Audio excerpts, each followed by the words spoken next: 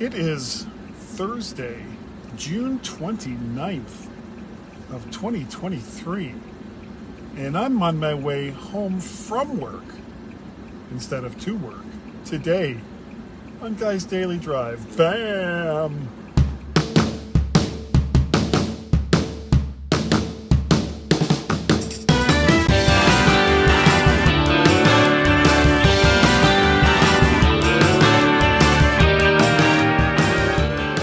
Welcome everyone to Guy's Daily Drive. Yes, this is a special afternoon version of Guy's Daily Drive. Like it makes any freaking difference at all. It really does not. Whether I'm doing it on my way to work or on my way from work, it doesn't really matter. Now, the more astute of you, if you are watching the video of Guy's Daily Drive, you'll see that there's stuff behind me. And it's just been, this has been a super crazy busy day. So let me walk you through. The last 2 nights, I just have not been sleeping well. I don't think I got more than 2 to 3 hours of sleep either night. So, or at least leading up to this morning. So when I finally put myself in bed last night, it was almost 4 a.m. before I could go back to sleep. And instead of getting up at 5:30 to 6 like I normally do to go to work, Tracy woke me up, and it was almost 8:30 in the morning. So I was already 30 minutes late, and I hadn't even gotten out of bed yet, and somehow managed to get dressed and make it to work right about 9 o'clock. So I was still late. I was late by an hour. That came into play later. It's why I'm going home from work so much later than I normally do, because I had some time to make up. So I get to work and doing some stuff, and I had to leave at around 11 o'clock because my son Peter, who has moved into some new digs, had a couple of items that he couldn't use in the place that he's at now. Now, he was living in He was living in a townhouse which had a small yard. So they had a fire pit, and he also had it's not an antique because Tracy bought it brand new. It's a push lawnmower, and if the more astute of you are probably like, well, aren't they all push lawnmowers? Yes, they are for the most part, unless they're ride-on. But in this particular case, there's no motor, and it's just these spinning blades that kind of go in a circle to cut the grass. And Tracy bought that not long after we moved into the house that we're still in now. So we're looking at 25 years ago, maybe a little bit more. And her plan was that I was going to use this lawnmower to cut the grass, our big grass. And I pretty much said, no, I'm not going to do that. And I went out and I bought a lawnmower, self-propelled lawnmower, front wheel drive. You click a little, you pull on this handle and the front wheels spin with, of course, a motor, because I didn't want to spend the amount of time that it would have taken to cut the grass using this thing, and how much effort and energy it would have taken. I mean, I'm not a big fan of cutting the grass anyway, but this thing would have just made it torturous. So we had this thing, and when Peter moved into this townhouse, he needed something to cut the grass at that townhouse. And it's like a postage stamp kind of yard. You know, would take all of 5 minutes with a conventional lawnmower. And it wasn't really worth it to spend that kind of money for a gasoline powered or even electric lawnmower.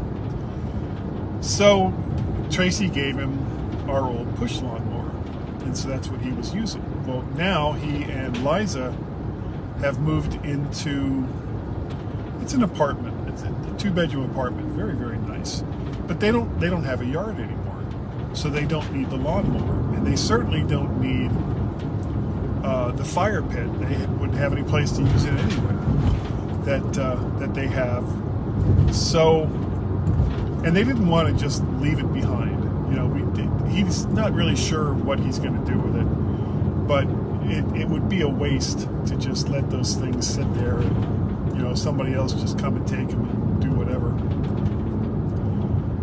So I agreed, and Tracy went with me down there to pick up the fire pit and the concrete blocks that the fire pit sat on, the lawnmower, and some old CD and DVD game discs for the Mac that I had given Peter once I could no longer use them. He had my old Mac Pro. And we managed to fit all of that stuff in this car, the Kia Soul. So we drove down to Fredericksburg today and crammed all that stuff into the car. And then stopped at Chick-fil-A. I love Chick-fil-A. Love the waffle fries and love their chicken deluxe sandwich with pepper jack cheese. And that's what we had for lunch coming back up to this area from where they lived in Fredericksburg. And so now I got this car that's just filled with a bunch of crap. But I had to stay late. I had to stay late at the office because, you know, the time it took to drive to Fredericksburg, load the car up, drive back, on top of being late for work anyway. So I had some time I had to make up. So that's why I stayed late. And it's why I didn't record this morning a Guy's Daily Drive on my way to work. Maybe I'll record another one tomorrow morning. I could. So that's what was up with that. So now I'm on my way home, and Tracy's going to help me get this stuff out of the car, and I'm not sure where we're going to put it. Now, we don't really need, you know, I mean, we're not going to use the lawnmower, or I'm not going to use the lawnmower. And we, you know, the way that our deck is set up, I mean, in theory, we could use a fire pit on the deck because there's the concrete blocks that it would sit on. But it's just not like a Guy and Tracy thing to use a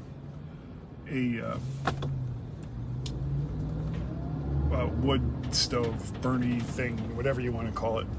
I'm really tired, sorry. So it's going to stay at the house until Peter decides what he wants to do with it, or until we get sick of having it here and find one of the neighbors or somebody on next door who wants it instead. And that's what's going on with that. But that was the reason why all of that happened. So now here I am on my way home, and we're going to do probably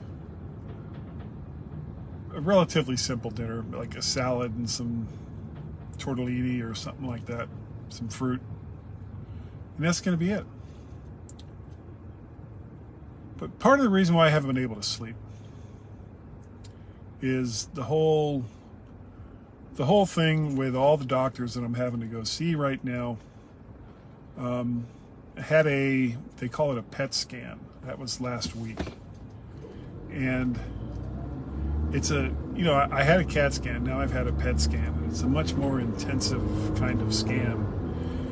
And they found the little nodules in the lungs, which they had expected to find because the CAT scan had seen those too. That's not that big of a deal. He was kind of thinking that there was something going on near the prostate, but nothing showed up. Nothing showed up on the PET scan. Nothing showed up in the markers in my blood. So he's very confused. He has no idea why the things that are happening to me are happening. So he's calling in another specialist, and they're going to do another biopsy, and they may do this thing where they pull one of these nodules out of my lung, a brachial something or other. And going forward, eventually, we'll find out what it is, and we'll deal with whatever that is once a little more information is known. But that's all of this stuff is kind of going through my head, and it's it's hard to relax when you know there's something wrong, and nobody can really answer the question as to what's going on, what's the problem. So I try to come up with different ways to relax. I've been using CBD oil, the non-THC version. I've got these gummies that are supposed to help me to relax, and nothing really seems to be working. I'm still not relaxed at all. So the doctor did recommend getting some melanin, I think it's called. It's a natural over-the-counter kind of sleep aid that you can get. And first chance I get, there hasn't been a whole lot of time, because I saw him on Tuesday. Today is Thursday, and things have just been kind of crazy. So I need to get over to the drugstore and pick up some of this over-the-counter stuff and see if that helps. I hope it does, because this lack of sleep is it's driving me crazy. What else? I had considered going to Canton, Ohio this weekend to go to the USFL championship game, but couldn't get Friday off. The game is Saturday, and without having Friday off, that meant that I would have had to have gotten up early Saturday morning and made it's about a 7-hour drive, with stops, 7 to 8 hours to get through Ohio to see the game. And with my current condition and the fact that driving is much more stressful and much more tiring than it used to be, it just didn't seem like it was going to be a good idea to even try. So I'm going to watch the game on TV and kind of, I like the Birmingham Stallions. That's been the team I've been kind of following since the new USFL started up.